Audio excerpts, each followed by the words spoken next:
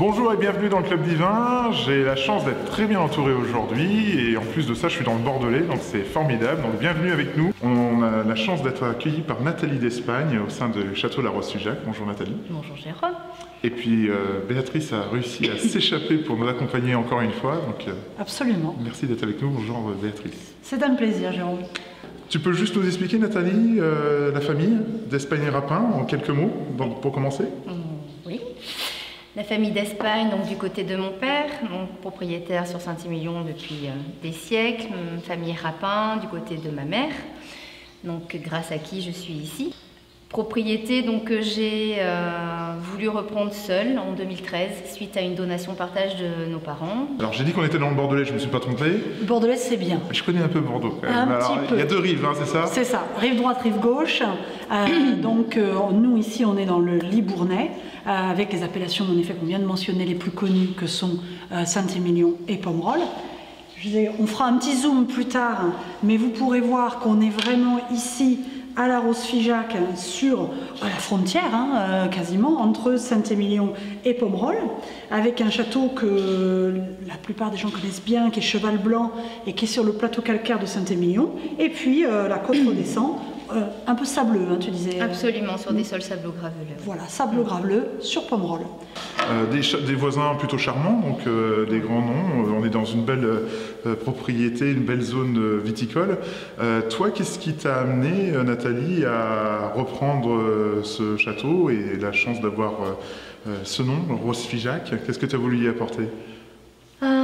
Cette propriété m'a animée quand les parents me l'ont donnée, en effet parce qu'elle était à une échelle, je trouve, assez proportionnée à ce que je voulais mettre en place. Et les parents, en effet, avaient dit que c'était sans doute la plus adaptée, puisque à la base, je n'avais pas forcément non plus une grande formation technique. Parce que même si le nom existait grâce à mon grand-père Louis Rapin, dont j'ai parlé tout à l'heure, la Rose-Figeac m'a apporté, parce que j'aime énormément les roses. C'est vrai que si nous avons l'occasion de nous revoir cet été, vous verrez que c'est souvent fleuri. Puis voilà, il y avait tout à faire. Ce chai en fait, dans lequel nous sommes est vraiment le chai historique qui existait à l'origine de l'achat de mon grand-père. Et nous verrons plus tard donc, derrière un chai de vinification qui a été vraiment une véritable construction pour asseoir cette propriété, pour qu'elle soit autonome. À la fois valorisant, à la fois stimulant de gérer tout, de la vigne jusqu'au verre, passant par tous les métiers et les corps d'État. C'est ça qui t'a plu dans ce projet-là, de le porter de bout en bout? Absolument, parce que je pense qu'on ne peut pas prévoir d'embouteiller un vin que l'on n'a pas aimé dès la terre. Donc, maintenant, on va s'intéresser aux caractéristiques du vin en tant que tel. Donc, comment tu le décrirais, ce style de vin que tu as voulu apporter avec la Rose-Figeac? Un vin tout en finesse, respectant le lieu où je suis. C'est-à-dire, quand on parle de terroir, pour moi, ça englobe le sous-sol, le sol, le cépage et qui je suis. Je suis sur des sols légers, des sols drainants, des sols chauds. On est donc, on le disait tout à l'heure, sur du sablo-graveleux. Je dois avoir des vins qui correspondent à mon goût. Et mon goût est aussi sur le fruit. Je pense que l'idée quand même d'être dominant Merlot, parce que comme tu l'as rappelé, 90% de Merlot, comme sur la rive droite en général, sauf cas exceptionnel, on est très Merlot, ça va apporter dans la structure du vin un côté quand même fruit, un côté assez tendre. Et puis les cabernets redonneront un petit peu plus de structure. Absolument. Donc on a quitté le chai, on est dans un endroit super sympa. Donc là vous venez juste de faire les tailles là Alors, l'avantage d'avoir une petite structure, en effet, j'ai attendu le plus tard possible, espérant que le froid arrive. Et c'est vrai que j'ai fait quelques petits clichés. Voilà. Moi, j'ai aimé sentir en effet que le froid était là. Malheureusement, ça n'a pas duré. Et il faut à un moment donné caler les façons sur un calendrier, puisque tout s'enchaîne à partir de la taille. Après, il y a la tombée des bois, donc c'est taillé. La tombée des bois est engagée.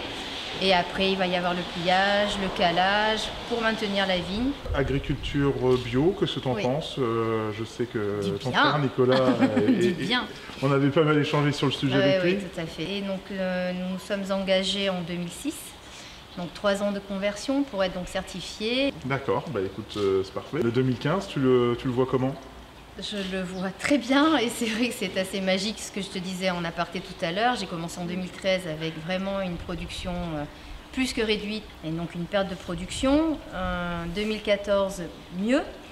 Et 2015, en effet, un climat superbe, une production plus généreuse qui va amener un vin qui, dans ces 3 paliers, d'un vin plus léger, d'un vin plus structuré et d'un vin, en effet, qui va avoir vraiment une intensité en 2015. D'accord. Donc Voilà. nous, on est sur Millésime 2013, qu'on va Oui. tout de suite se faire un plaisir de déguster avec toi et avec notre divine. Nathalie, merci de nous avoir accueillis avec plaisir, Béatrice. Toujours un plaisir de revenir à ta rencontre et avec toute l'équipe en arrière-plan que vous ne voyez pas, qui nous a accompagnés. Donc on vous donne rendez-vous pour une prochaine vidéo. Profitez bien déjà de celle-là sur la Roche Figeac et on en fera une plus ensoleillée. À très bientôt.